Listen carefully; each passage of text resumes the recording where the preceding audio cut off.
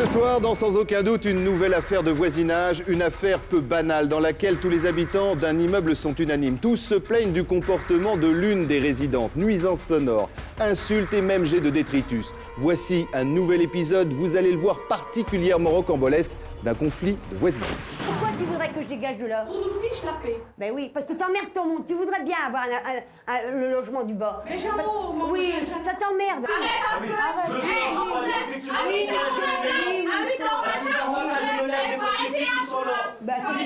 Tu la fermes, tu sais pas si c'est... Elle s'appelle Marie-Christine, elle a 48 ans. Bénévole au Secours populaire, Marie-Christine vit depuis 18 mois dans cette cité HLM du nord de la France. Depuis son arrivée, elle vit dans la peur. La majorité des habitants de la place seraient contre elle, dont plus particulièrement 4 voisins. Au premier étage, Jamila, juste à côté, Gérard et Janine. En dessous, Samia et Kevin. Et enfin, dans le bâtiment d'en face, Peggy. Elle est fort malhonnête, elle est sale. Insulter les gens comme elle fait, la nuit, elle emmerde les voisins, tout ça, c'est incroyable mais vrai, quoi. Oui, alors je me mets à la fenêtre, si elle regarde, elle fait un dodo noir, puis elle s'en va. C'est insupportable, même du matin au soir. À un moment donné, ça va aller loin. Tu es un cas, et ça fait 10 ans que tu es un cas. Marie-Christine vit désormais cloîtrée et barricadée dans son logement. Elle n'ouvre que rarement ses volets côté place et sort régulièrement par la fenêtre de sa cuisine, située à l'arrière du bâtiment, à l'abri des regards. Mais qu'est-ce qui pousse Marie-Christine à se comporter de la sorte? J'ai peur, oui. Nous allons vous raconter l'histoire de cette femme meurtrie par des années de souffrance, une femme que le destin n'a pas épargnée et qui se retrouve aujourd'hui dans une immense détresse sociale. Nous allons tout tenter pour lui venir en aide et calmer l'ambiance explosive qui règne dans la cité. Moi je sors mon chat, je suis un bâtard. Elle sort mon chat, c'est une grosse pute. Il faut arrêter. Mais tu parles toujours derrière tes carreaux. À chaque fois t'assumes derrière ton carreau, derrière ta porte. Ben oui, allez. Bah oui. Rigole. Je t'ai jamais menacé. Tu m'as pas dit devant un mec. Mytho. Tu m'as pas dit devant un mec, tu vas me défoncer. T'es une vraie mytho. Depuis qu'elle est adolescente, le parcours de cette fille de gendarme a toujours été semé d'embûches, de HLM en foyer. Elle pense être enfin fixée en épousant Alain, mais le pire l'attend. Ce 27 octobre 1996, un conflit de voisinage tourne au drame. Et c'est son mari qui en paye le prix fort. J'ai mon mari qui a été assassiné où j'habitais avant. J'étais obligée de fuir ma maison. Je suis partie de chez moi. Le coupable, un voisin de palier, est condamné par les assises à 8 ans de prison ferme. Les années de galère sont de retour. Marie-Christine enchaîne les petits boulots. Ouvrière, serveuse, femme de ménage. Se retrouvant un jour à la rue, sans domicile, il ne lui restera qu'une solution, dormir dans sa voiture. C'était très difficile, surtout à l'hiver, quand il faisait froid.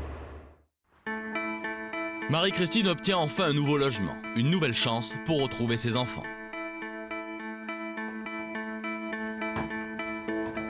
Grâce au maire de l'époque, oui, j'ai eu ce logement. Vous étiez contente? Oui, très contente. Quand j'ai su que j'avais ce logement-là, j'ai dit, bon, ben, c'est bien, c'est chouette, je vais avoir mon logement à moi, je vais pouvoir poser mes valises et puis faire ma vie tranquillement. Une nouvelle vie commence pour Marie-Christine, qui récupère sa fille placée en foyer, ainsi que ses 2 fils. Ses voisins se souviennent de l'arrivée de cette famille. Sur les 2 premières semaines, ça s'est bien passé. Et puis après ces 2 semaines-là, ça a commencé par des critiques, et puis après ça a commencé à monter, puis ça a continué sans en finir, quoi. Moi, j'ai vu que c'était quelqu'un qui n'était pas du tout accepté, parce qu'elle était très vulgaire. Elle a commencé à traiter les gens. J'ai essayé de l'aider, lui faire les démarches avec elle pour obtenir une carte de CMU qu'elle n'avait pas, parce qu'elle me demandait parfois des médicaments. J'ai essayé de l'insérer un peu partout. Jamila a fait un petit peu sa loi sur la place en disant de me laisser tranquille. Que je venais d'arriver, il fallait me laisser un petit peu tranquille. Ça a été.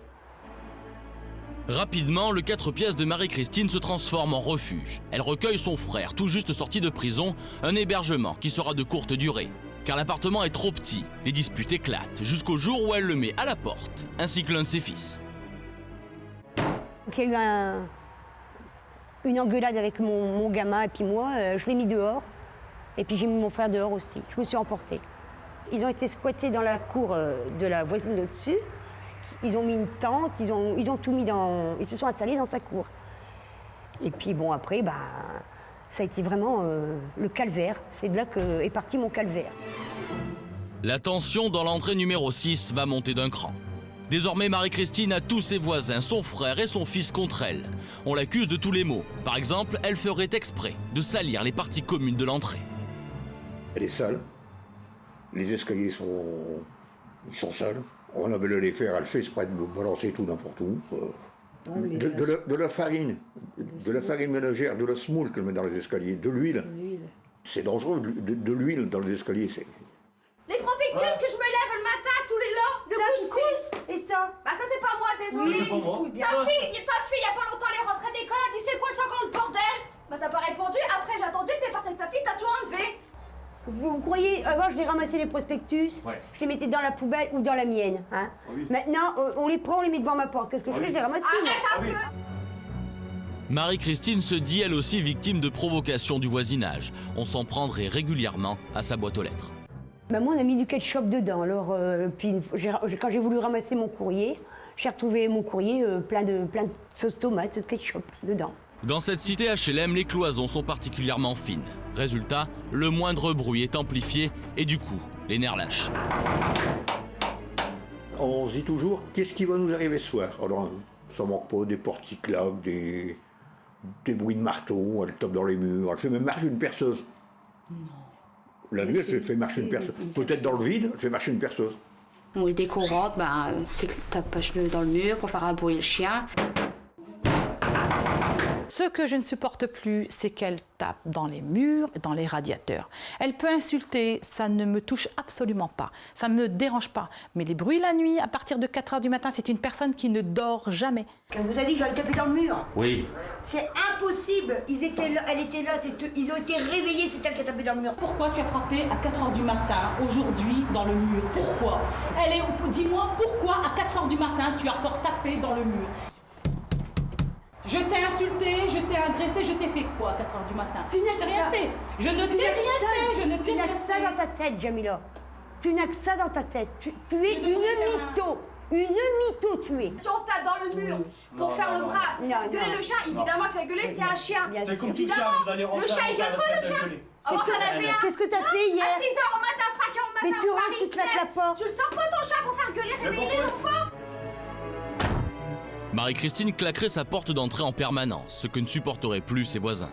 Chaque fois qu'elle sort, elle le claque la porte d'une force inouïe. Et chaque fois qu'elle entre, elle claque la porte d'une force inouïe. Quand je vais au courrier, elle reclaque sa porte un bon coup, ou bien même mon mari c'est lui qui va. Pareil, elle claque, même par nuit, elle claque les portes et elle claque les volets aussi. Et si Marie-Christine claque sa porte, ce serait la faute de ses voisins qui la défonceraient régulièrement à coups de pied. Elle aurait donc beaucoup de mal à la fermer normalement. C'est mes voisins qui m'ont défoncé ça, Jamila, tous mes voisins qui viennent me défoncer ma porte. Elle a mis son grand-fils dehors, donc le gamin, au début qu'elle est arrivée ici, ils ont commencé à frapper dans les volets, frapper de l'autre côté et terminent par défoncer sa porte d'entrée. Elle a porté plainte sur son fils comme quoi la porte était défoncée. Elle a porté plainte sur le deuxième gamin qui avait défoncé la porte, elle a porté plainte sur moi que j'ai défoncé la porte, elle a porté plainte sur Samy à côté qui aurait défoncé. Tout le monde lui défonce sa porte. Psychologiquement, elle n'est pas bien. Voilà comment on vit. Marie-Christine vit dans l'angoisse. Chaque soir, elle transformerait son appartement encore retranché. Pour pas qu'elle soit vraiment bien défoncée, voilà comment on est obligé de se barricader la nuit. Marie-Christine serait terrorisée à l'idée de sortir de chez elle sans être accompagnée. Et du coup, par peur des représailles, elle passerait la plupart du temps par la fenêtre de sa cuisine. Je me fais agresser par mes voisins. Je suis à peine ouvert la porte que ma voisine est sur le palier et qu'elle descend. Donc je passe par la fenêtre. Voilà. Tout le monde se mêle de ce conflit qui devient chaque jour de plus en plus insupportable pour les voisins. Menaces, intimidations, tout est permis pour faire craquer l'autre. Un jour, la voiture de Marie-Christine prend mystérieusement feu dans son garage en pleine nuit. On a frôlé la catastrophe. Je vous présente mon garage où ma voiture elle a brûlé. Vous avez eu des menaces? J'ai eu des menaces par mes voisins. Marie-Christine se dit harcelée en permanence par les autres locataires de la résidence. On lui briserait ses carreaux et son jardin serait une véritable poubelle. J'ai eu beaucoup de détritus dans ma cour. Là, des photos. Mon carreau cassé. De la semoule de couscous, hein. Non, c'était bien acheter des pommes, du pain. Et ça vient d'où, ça? Bah, d'au-dessus. Tout ça, c'est de la mise en scène. C'est ce qu'elle fait croire. C'est ce qu'elle fait croire le lundi matin, quand les services sociaux débarquent chez elle, qu'elle est à moitié morte dans son fauteuil. Pour mieux comprendre la situation, nous avons contacté le maire de la ville qui a accepté de nous recevoir pour nous donner son sentiment sur cette affaire qu'il connaît bien. Malheureusement, trop bien. Il faut être très clair. Qu'une personne empoisonne tout un quartier, ça pose un réel problème. J'ai été saisi par un conflit permanent qui existe depuis plus d'une année maintenant, avec 40 dépôts de plainte de la part des voisins, avec des nuits qui sont infernales. Une situation qui est très tendue, très préoccupante. Et en tant que maire de cette ville, je ne peux pas continuer à un moment donné, accepter une telle situation. Cette situation intolérable, monsieur le maire, avec l'aide d'une association, a tenté d'y remédier en proposant un nouveau logement plus adapté à Marie-Christine il y a quelques mois. Mais celle-ci l'aurait refusé. À la dernière minute, au moment d'accepter ce logement réhabilité, je répète, digne de ce siècle nouveau, l'intéressé refuse. C'est dommage. Si vous dommage pour elle, dommage pour les riverains. Je peux difficilement vous aider si vous refusez des logements qui vous sont proposés. Non, j'ai pas refusé un logement qui... Je l'ai refusé pour une seule condition. Il fallait que j'aille dans la maison, vivre avec ma fille. Et mon gamin Manuel qui a 23 ans, il vit quand même chez moi. Le logement proposé était donc trop petit pour Marie-Christine et ses 2 enfants. Elle a refusé et se retrouve aujourd'hui dans l'impasse. Elle est à ce jour sur le point de se faire expulser par le bailleur, qui a refusé nos demandes d'interview. Le temps presse, la mission de notre médiateur s'avère très délicate. C'est Marie-Christine qui nous a contactés et demandé de l'aide. Nous allons tout tenter pour l'aider, la raisonner, parler aux habitants du quartier pour que le calme revienne, pour qu'elle ait la chance de déménager au plus vite. Bon, là il y a eu 18 mois qui ont été terribles. Pour vous, pour les uns, pour les autres, puis c'est monté crescendo. On raconte tout et n'importe quoi. Les racontards, il y en a marre. C'est pas comme ça qu'on vit avec des voisins. On est d'accord, Marie-Christine? Oh oui. Il faut que vous ayez la possibilité de recevoir vos enfants, votre famille, et que vous fassiez attention. Moi, je vous demande simplement d'être responsable et de faire attention à tout ça. L'intérêt pour moi, c'est que vous soyez en sécurité, tranquille, et que vous puissiez attendre votre maison dans de bonnes conditions. C'est pour cette raison que nous sommes venus. D'accord? Ça vous convient? Ouais, ça me convient. Compte tenu du nombre de personnes se plaignant de Marie-Christine, une médiation s'avère impossible. Sauf peut-être avec ses voisins de palier, Samia et Kevin. Hervé Pouchol va leur proposer la conciliation de la dernière chance. Ça serait bien qu'il y ait au moins un arrangement pour les 2 côtés. On va tenter le coup. On va tenter. Hein, on a rien à perdre. Hein. Ben voilà. Bon.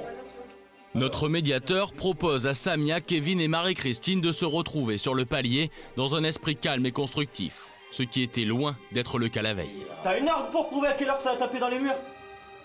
Bah tu vois, tu sais même pas répondre, leur dis pas n'importe quoi. Arrête. Voilà. Moi, hier à minuit et demi, j'étais en train de regarder la télévision, t'as tapé dans mon mur.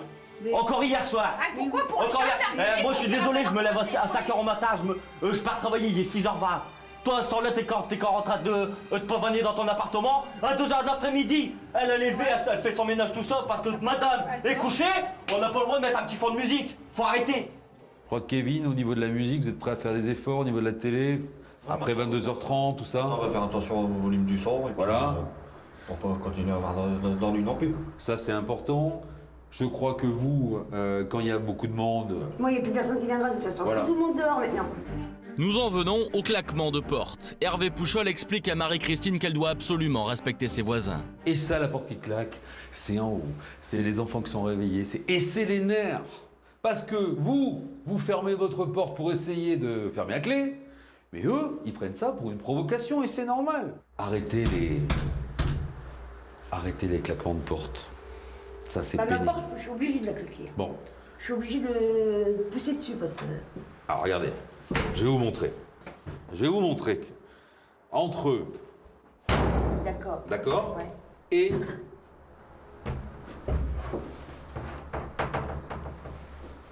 que vous sentez une différence?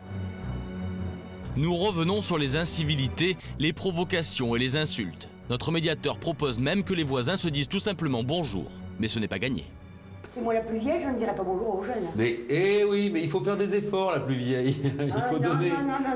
Non, mais bon, est-ce que vous pouvez, les uns et les autres, vous respecter? Plus d'insultes, plus de provocations. Oui, bah, moi j'ai envie que ça se calme. Et vous? Bah oui, je voudrais que ça se calme aussi. Chacun rentre chez soi, et puis surtout, et on claque pas la porte. Hein. La fermez doucement. Montrez-moi. Comment vous la fermez? C'est mieux. Les voisins de palier ont pris des engagements pour ne plus se provoquer. Reste à rencontrer Jamila, la voisine du dessus, et Peggy, celle d'en face, pour qu'elles aussi s'engagent fermement à ignorer Marie-Christine et stopper toute provocation. J'aimerais que vous soyez intelligente et que vous stoppiez toutes les provocations, toutes les insultes. Il ne faut plus qu'il y ait de dialogue et de provocation avec cette dame. D'accord. Est-ce que je peux compter sur vous? Ah, moi, il n'y a pas de souci. Est-ce que j'ai votre parole? Bien sûr. Si elle ne m'embête pas, je ne l'embête pas. Non, mais... Non, même... mais il n'y a pas de souci, il n'y aura pas de... Voilà. Si jamais vous voyez qu'il y a des dérapages avec d'autres personnes, vous allez leur parler, les raisonner pour dire voilà, okay.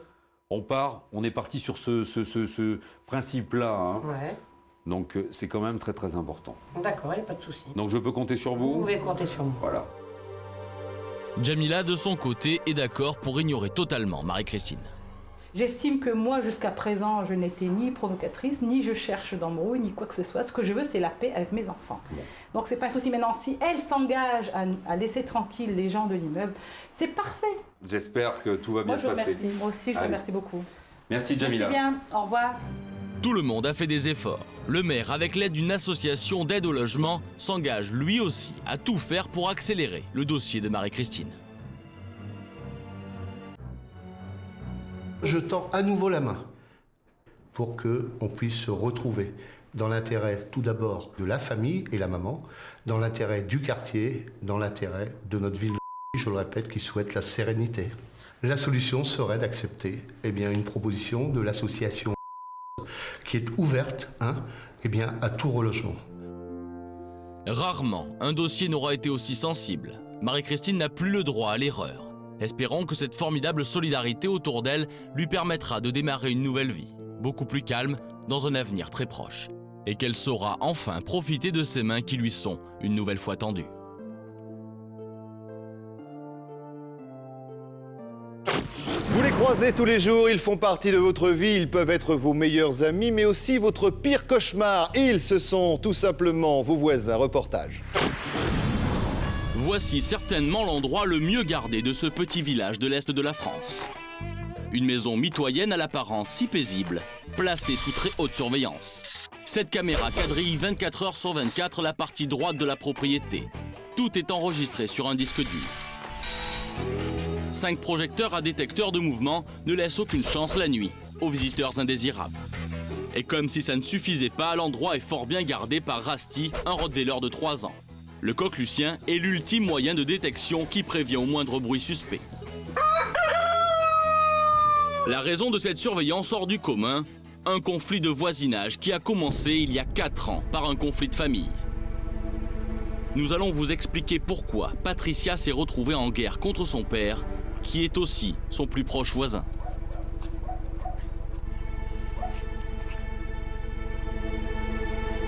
C'est un problème en général, aussi bien de famille que de voisinage. Je me suis fâché avec ma fille et puis mon fils uniquement avec le désordre et puis la saleté qu'ils ont fait dans mon logement. C'est triste d'en arriver là, mais on peut rien faire. On est en train de prendre des photos. Le dialogue entre père et fille est complètement rompu, démonstration par le geste. Ouais, ça c'est parler chez toi. Oui. Toi tu parles aux gens comme ça. Non, si. Ça c'est uniquement tu parles aux gens comme ça. Si. C'est une famille autrefois unie qui se retrouve aujourd'hui déchirée. Patricia a grandi avec son frère, sa maman et son papa Bernard dans la partie gauche de cette maison. Il y a 13 ans, la partie droite est à vendre. Patricia saute sur l'occasion et l'achète pour s'y installer avec ses 2 enfants, son mari Dieter et sa dizaine de chiens dont elle fait l'élevage. J'ai acheté là, c'est parce que pour être plus près de chez mes parents. Il y a mon frère, il y a tout le monde qui habitait dedans. Et tout fonctionnait très bien. Avec les petits-enfants, ça se passait très bien. Ils venaient tous les jours, ils aimaient son papier. Mon père, il était content, ma mère aussi. On était à côté, on a constamment contact. On n'a pas besoin de faire des kilomètres pour se voir. C'était une vraie vie de famille, il n'y avait pas de problème. Les premières années de cohabitation se passent à merveille, jusqu'au jour où Bernard perd son épouse, puis se met 2 ans plus tard en couple avec la voisine d'en face, Annie, une Allemande. Les problèmes avec mon père ont commencé il y a 4 ans, quand il s'est mis avec sa concubine. Elle commençait à repousser mes fils. Dès que mes fils, plutôt mon plus jeune, qui était le fils à papy, voulait aller sur ses genoux, elle le repoussait. Le sofa comme ça, bam, là, et là, presque tombé. On était toujours bien ensemble. Là. Quand les gars sont venus, ils ont toujours sauté sur moi. Avec le Alors, elle n'a pas voulu. Alors, elle n'a pas voulu qu'il saute comme ça. Un peu mal à le cœur, oui.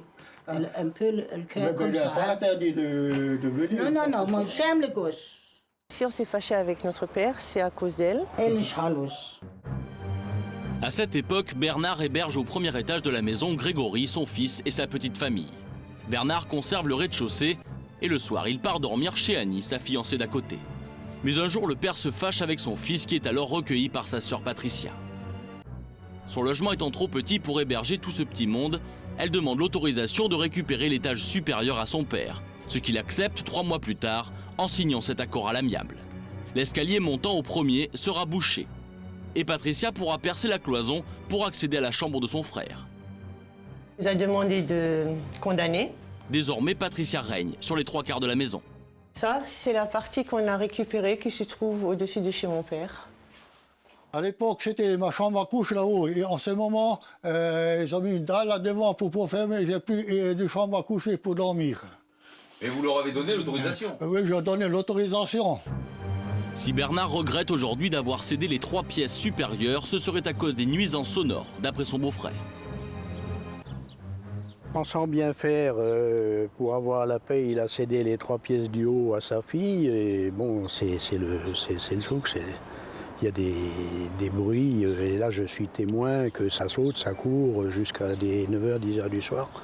Je ne suis rarement là plus longtemps que 10h du soir, mais enfin, c'est très bruyant au-dessus de sa tête. C'est des conditions d'existence que moi, personnellement, je ne pourrais pas supporter. Irrémédiablement, entre le père, la fille et la concubine, la situation se dégrade. Patricia se sent épiée en permanence. Elle décide alors, du jour au lendemain, de s'isoler et d'installer un immense parvis noir entre les 2 jardins. J'étais parti en vacances, alors ils ont installé ce mur à moitié là, jusqu'à peu près la moitié. Après, quelques mois plus tard, j'étais reparti de nouveau en vacances et puis après ça, je suis revenu et puis le mur était installé jusqu'au fond. Le mur de la honte, ce qu'on appelle ça. Elle veut nouveau faire ouvrir, enlever le truc noir, pour qu'elle puisse de nouveau mieux voir dans mon jardin. Mais ce n'est pas tout. Pour encore mieux se protéger des regards indiscrets à l'arrière de sa maison, elle fait installer par son mari une palissade. La palissade, on l'a mis parce qu'ils se couchent sur le mur du côté et ils ont constamment la nez dans mon jardin. Si c'est aussi bien eux, leur visite, n'importe quoi. Elle monte même sur le mur avec de la visite et montre du doigt quelque part chez moi dans le jardin. Et c'est tout ce qu'ils font tout le temps. Hein. Et chaque fois que j'étais parti en vacances, ils ont fait des travaux comme ça. Patricia se sent constamment espionnée. Elle décide d'employer les grands moyens et fait installer pour 4 500 € 8 projecteurs à détecteur de mouvement et surtout 7 caméras infrarouges qu'elle visionne en permanence. Caméra numéro 1, c'est pour surveiller nos voitures. Comme on a des problèmes au niveau des voitures, roues dévissées, pâte à sel dans les serrures. La pâte au sel. Oh, là, on ne sait rien, je suis au courant de rien. Caméra 2 et 3, c'est parce qu'il monte régulièrement sur le mur pour nous harceler. Il nous fait régulièrement le doigt d'honneur. Et chaque fois que je monte dessus, il est en train de faire des photos à travers sa fenêtre.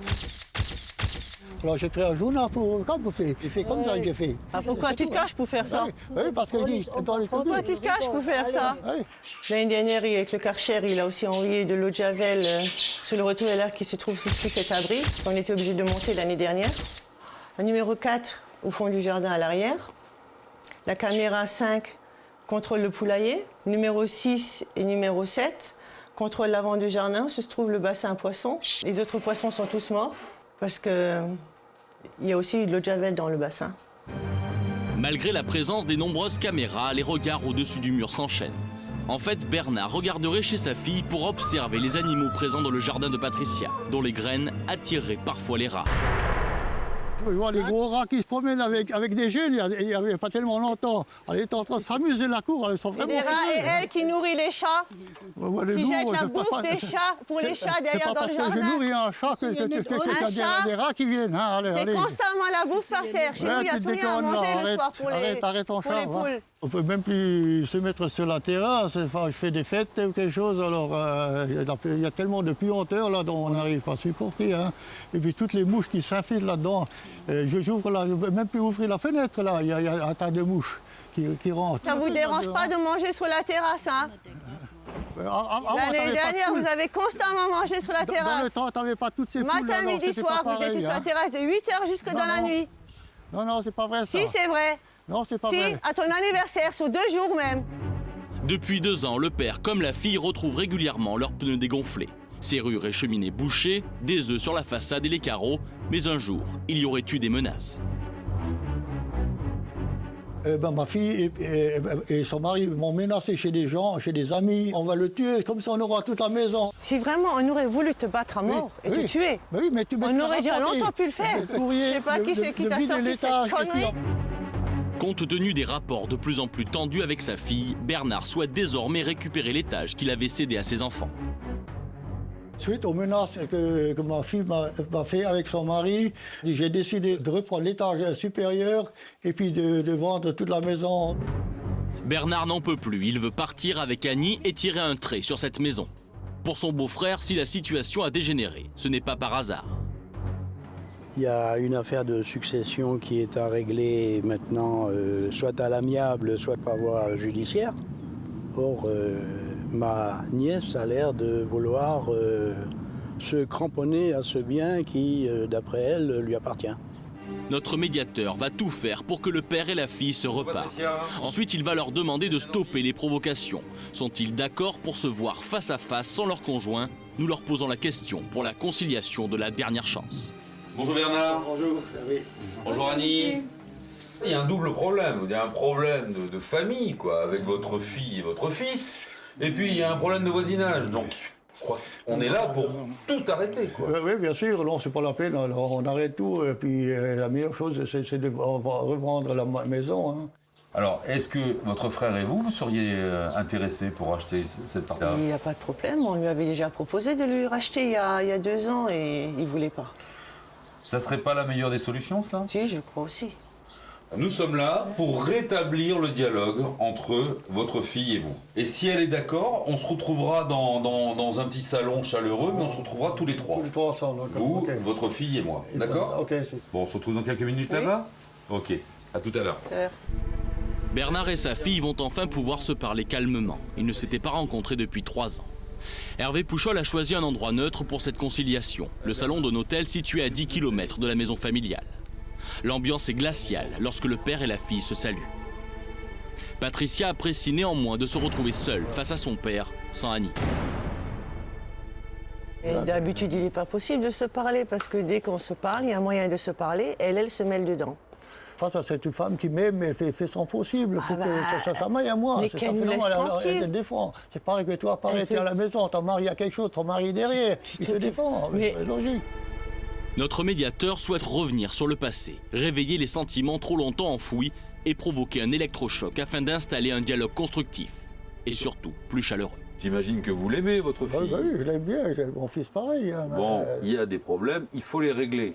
Et si on vous a proposé de venir aujourd'hui, c'est pour les régler. D'accord? Quel est le meilleur souvenir que vous avez de votre fille quand elle était jeune? Quand on sortait souvent, et puis à certains moments aussi, il y a des expositions. Moi, je l'avais portée, elle s'est mise avec les pieds, des fois sur mes épaules, je la tenais comme ça, et puis on se promenait. Hein. C'était de bons souvenirs? C'est de bons souvenirs dans le temps, oui. Et vous, quel est votre meilleur souvenir dans le passé avec votre père? Qu'on partait souvent dans les parcs, promener. Nous abordons ensuite le problème de voisinage, et notamment les regards indiscrets de Bernard et ses proches dans le jardin de Patricia. Eux, ils sont chez eux, et vous, vous êtes chez vous.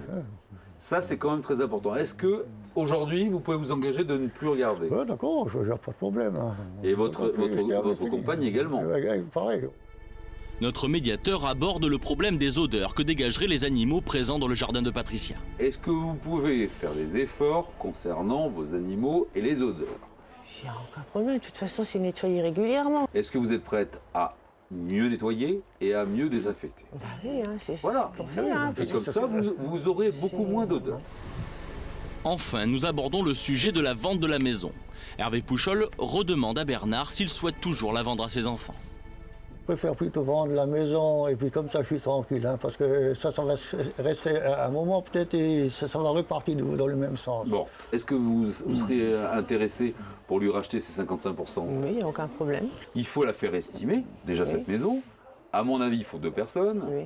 Un agent immobilier, éventuellement le notaire, et que le notaire puisse vous aider et vous guider. La conciliation a duré 2 heures. Chaque problème a été évoqué. Patricia et son père semblent satisfaits de cet entretien. Est-ce qu'aujourd'hui, on peut dire que le conflit s'arrête entre votre fille et vous? Pour moi, il a arrêté. Hein. Le problème, il est réglé. Bernard, je compte sur vous, je compte sur votre parole. Je fais mon possible. Patricia. On arrange tout et puis c'est terminé. Hein. Vous êtes ému? Oui, parce qu'on veut toujours des bons rapports, tout d'un coup, brusquement, et puis ça sera mal tourné. Hein.